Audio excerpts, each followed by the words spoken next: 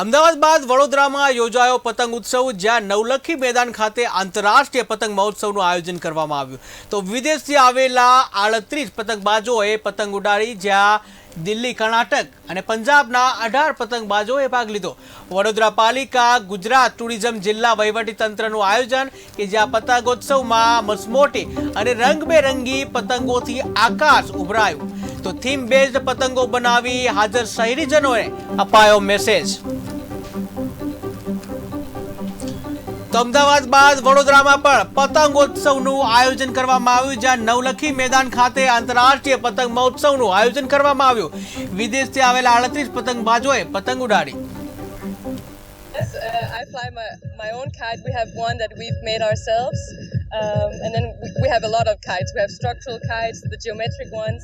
We have huge. Is that I find your culture very, very beautiful. The dancing, everything that I've seen the last 2 days have been been flying for a very short amount of time, so I'm ready to learn and I'm ready to talk to people from other countries and of course to the people from Gujarat also. આ જેટલા દેશોના લગભગ 37 જેટલા પતંગબાજો આજે આમાં ભાગ લઈ રહ્યા છે. પોતાના દેશની અલગ અલગ ટેકનિકવાળી, અલગ અલગ કલાકૃતિવાળી પતંગો આજે અહીંયા નવલખી ગ્રાઉન્ડ પર ઉડાવશે.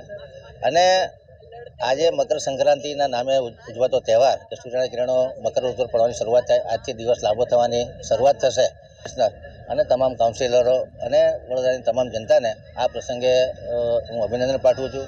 વડોદરાની જનતા આ પતંગ મહોત્સવમાં સહભાગી થાય અને આંતરરાષ્ટ્રીય પતંગ મહોત્સવમાં ભાગ લેનાર પતંગબાજો દ્વારા આજે અવકાશમાં પતંગ ચગાવવામાં આવશે.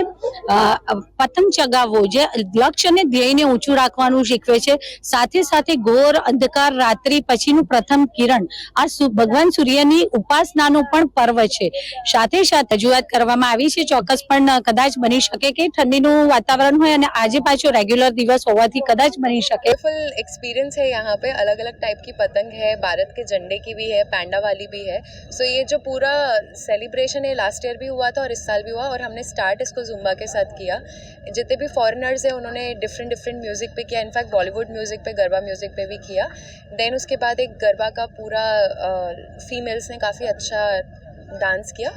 आफ्टर दैट अभी स्टार्ट हुआ है पतंग महोत्सव. सो देखने में बहुत ही ज़्यादा सुंदर है.